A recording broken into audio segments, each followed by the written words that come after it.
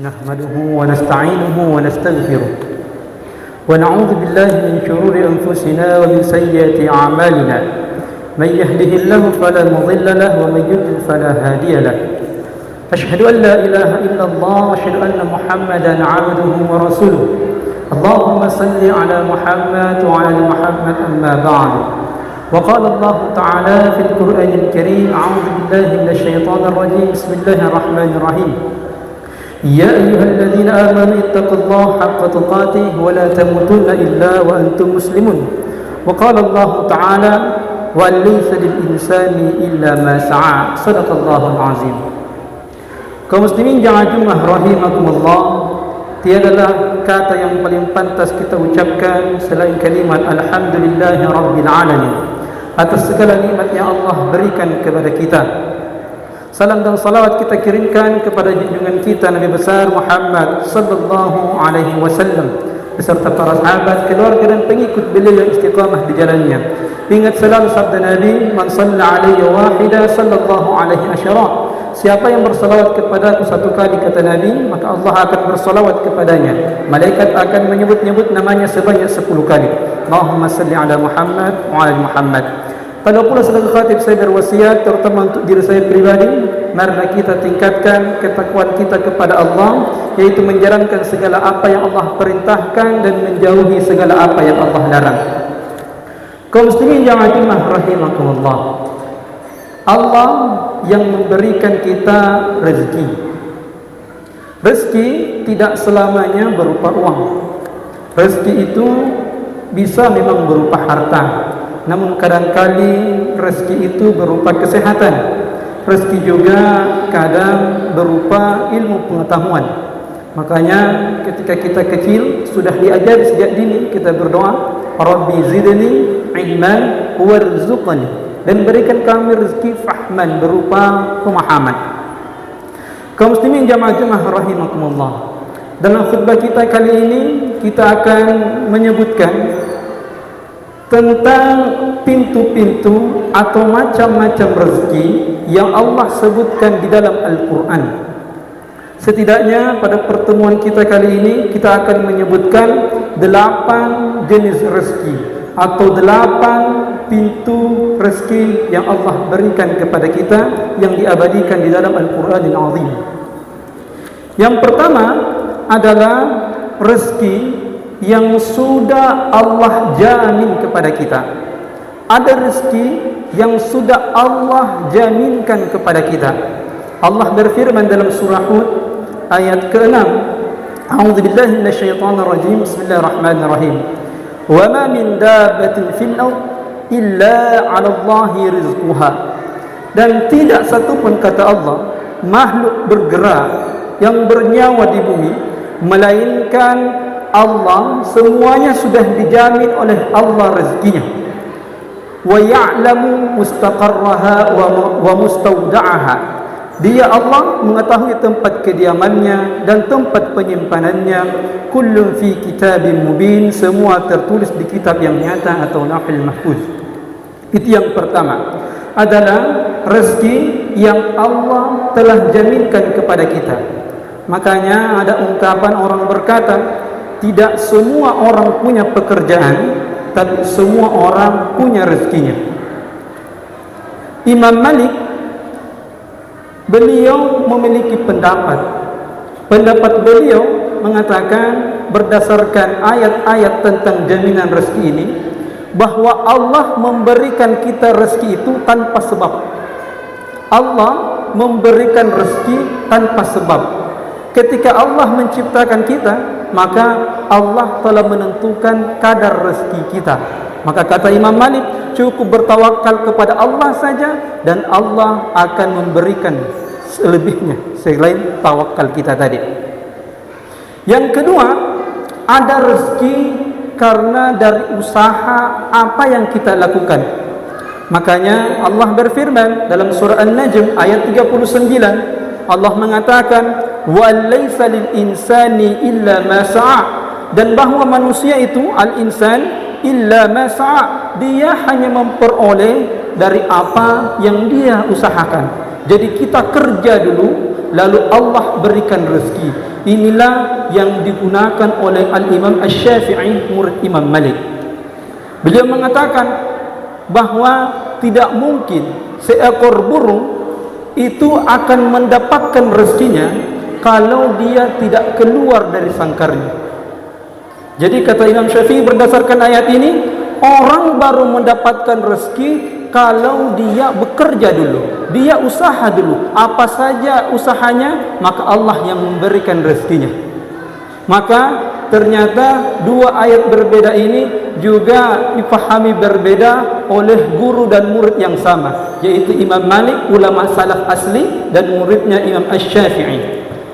Pada suatu hari Imam Syafi'i mau membuktikan kepada gurunya Imam Malik, yaitu bahwa rezeki itu tidak bisa kalau kita berdiam diri saja di rumah.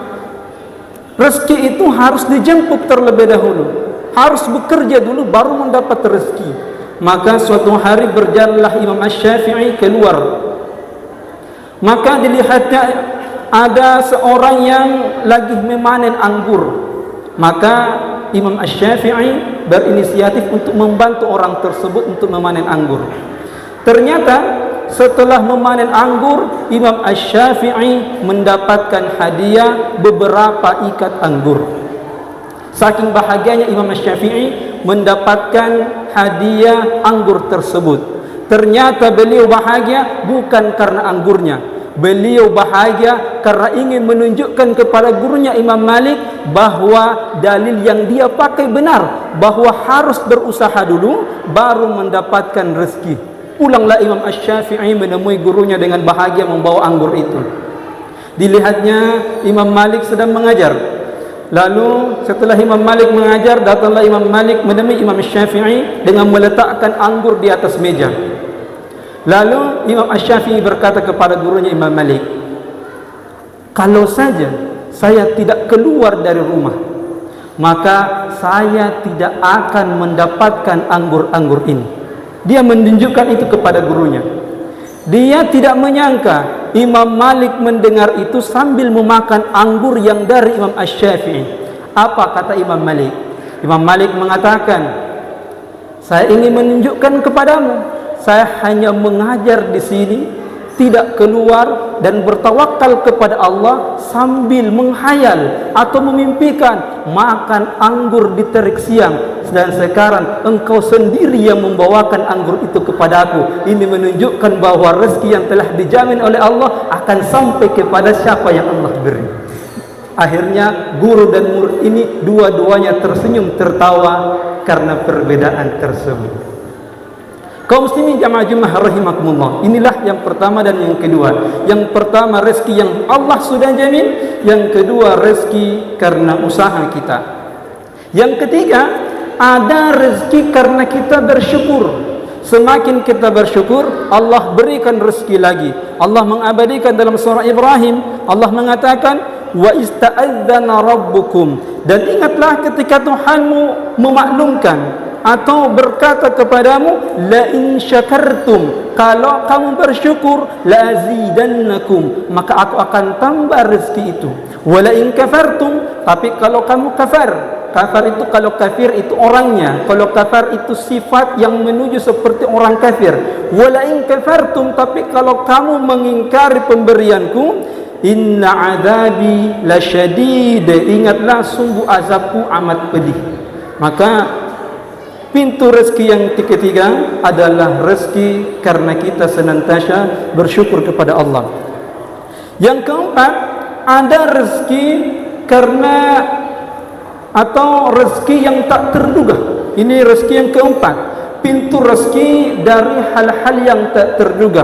Allah mengabadikan dalam surah At-Talaq, kata Allah, wa may yattaqillah yaj'al lahu makhraja. Siapa yang bertakwa kepada Allah, kuncinya hanya bertakwa kepada Allah, tingkatkan takwa, maka yaj'al lahu makhraja, Allah akan membukakan jalan keluar dari segala masalahnya, wa yarzuquhu min haitsu la yahtasib, bahkan Allah akan memberinya rezeki dari arah atau jalan yang dia tidak sangka-sangka. Ada saja pemberian Allah untuknya. Kuncinya cuma satu, kuncinya cuma takwa, takwa dan takwa. Bahkan Allah melanjutkan, wa may yatawakkal 'ala Allah fahuwa hasbuh.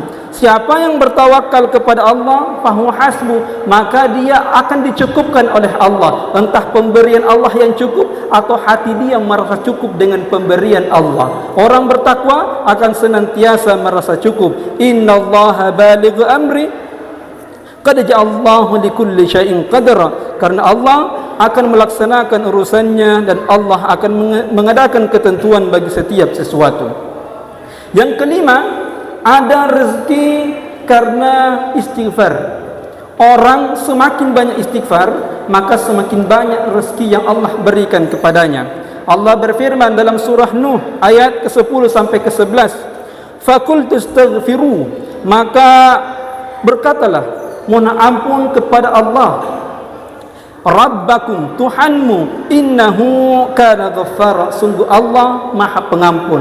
Kalau Allah sudah mengampuni kita, yursilis sama alaikum midrara, maka Allah akan menurunkan hujan yang lebat dari langit kepadamu, di mana dari hujan itu akan tumbuhlah tumbuh-tumbuhan. Inilah rezeki yang disebabkan karena memperbanyak istighfar atau meminta ampun kepada Allah. Kemudian ada lagi pintu rezeki yang Allah berikan kepada adik-adik kita yang belum menikah, yaitu dengan cara menikah. Karena menikah ternyata membuka pintu-pintu rezeki. Allah berfirman, wa ankihul ayama minkum wassalihina min ibadikum wa imaikum, dan nikahkanlah orang yang masih membujang di antara kamu. Bahkan Allah memerintahkan kepada kita, kalau ada orang yang masih membujang, kita anjurkan dia untuk menikah. Kalau kita mampu, kita fasilitasi dia. Wa ankihul ayama minkum wassalihina min ibadikum wa imaikum, dan nikahkanlah orang-orang yang masih membujang di antara kamu dan juga orang-orang yang layak menikah dari hamba-hamba sahaya, baik yang laki-laki maupun perempuan yang kita miliki. Kata Allah, iyakunu fuqara, kalau yang mau menikah ini dia fuqara, dia miskin, yughnihimullahu min fadli, maka dengan fadlihnya Allah, dengan karunia-Nya Allah, Allah akan memberikan kecukupan atau kekayaan untuk dia. Wallahu wasi'un alim, dan Allah maha luas pemberiannya lagi maha mengetahui. Maka yang belum menikah, kita anjurkan kepada adik-adik kita yang telah memasuki usia menikah, maka menikahlah. Jangan takut menikah, karena Allah menjamin rezeki bagi mereka yang mau menikah. Kaum muslimin jamaah rahimakumullah. Kemudian yang ketujuh adalah rezeki karena anak. Jangan takut memiliki anak, karena Allah telah menetapkan rezeki untuk anak-anak kita. Allah berfirman dalam surah Al-Isra ayat 31, wala taqtulu auladakum khasyata imlaq, jangan kamu membunuh anak-anakmu karena takut miskin. Di masa jahiliyah dulu, orang-orang dengan terang-terangan membunuh anaknya karena takut miskin. Maka ketika Islam datang, Allah berfirman, wala taqtulu auladakum khasyata imlaq, jangan membunuh anak karena takut miskin. Nahnu narzuquhum wa iyyakum, Allah menegaskan, nahnu, kami, narzuquhum, kami yang memberikan rezeki kepada mereka, anak-anak kalian, wa iyyakum, dan jangankan mereka, kamu pun aku yang memberi rezeki, kata Allah. Inna qatlahum kana khita'an kabira, membunuh mereka itu sungguh suatu dosa yang amat besar. Makanya sekarang kita mendengar ada program yang namanya KB, keluarga berencana.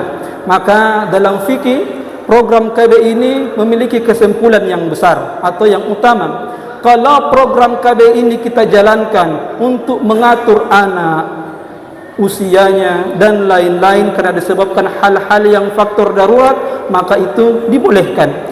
Namun kalau KB ini untuk membatasi, untuk mengakhiri anak, sama dengan membunuh anak, maka itu adalah perihal yang sangat diharamkan. Dalam Islam dibolehkan KB, bahkan dikenal dulu itu dengan nama azl.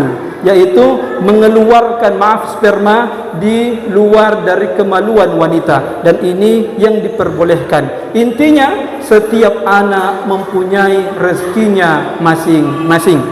Dan adapun saudara-saudara kita yang belum dikaruniai anak oleh Allah, ingatlah bahawa anak adalah pemberian dari Allah. Tidak perlu sedih, karena Rasulullah sallallahu alaihi wasallam juga memiliki 11 isteri, dan ternyata hanya 2 dari isteri beliau yang mempunyai anak, yaitu dari Sayyidah Khadijah dan Sayyidah Ibu Ibrahim, yaitu Maria Al-Qibtiyah. Selebihnya Aisyah tidak dikaruniai anak, Sauda tidak dikaruniai anak, dan Sayyidah Safiyah juga tidak dikaruniai anak. Maka bersabarlah hingga Allah memberikan keturunan kepada kita semua, keturunan yang salih salihah. Amin ya rabbal alamin.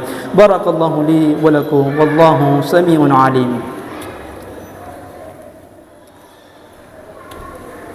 Innal hamdalillah, assalatu wassalamu ala Rasulillah. Ya ayyuhallazina amanu ittaqullaha wa kunu ma'as sadiqin, amma ba'du. Kaum muslimin jamaah Jumat rahimakumullah, itulah tadi 7 pintu rezeki. Yang terakhir, yang ke-8 adalah rezeki karena sedekah. Semakin banyak kita sedekah, maka Allah akan memberikan rezeki yang banyak kepada kita.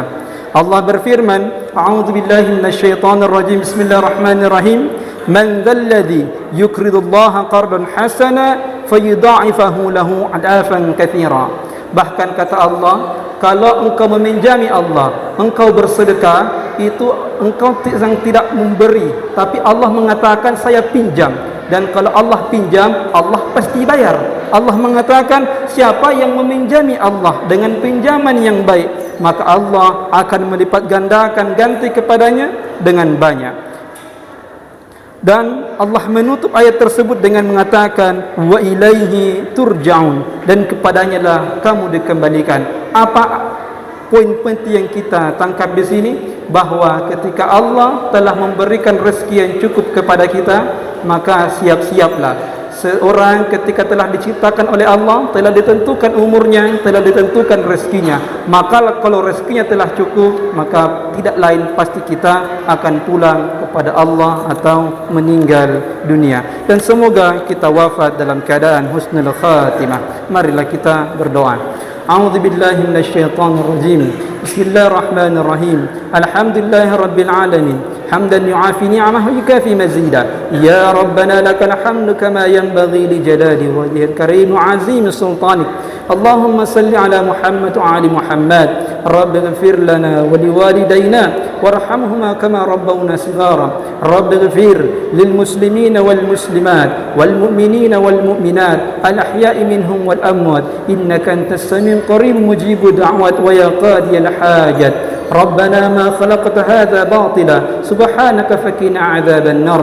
Ya Allah, wafatkan kami dalam keadaan beriman, dalam keadaan Islam, dalam keadaan istiqamah beribadah, dalam keadaan tersenyum, dalam keadaan taubatan nasuha, dalam keadaan husnul khatimah. Allahumma inna nas'aluka bi husnil khatimah wa na'udzubika min su'il khatimah. Ya Allah, wafatkan kami sebagai seorang syahid, sebagai seorang mujahid, wa in mata ala firasyih, walaupun kami takdirnya mati di atas tempat tidur kami. Ya Allah, tolong tuntun kami, tolong tuntun lidah kami agar ucapan yang terakhir keluar dari mulut kami yaitu kalimat La ilaha illallah Muhammadar Rasulullah sallallahu alaihi wasallam. Rabbana atina fid dunya hasanah wa fil akhirati hasanah wa qina adzaban nar. Subhana rabbika rabbil izzati amma yasifun wa salamun alal mursalin walhamdulillahi rabbil alamin. Qim salat.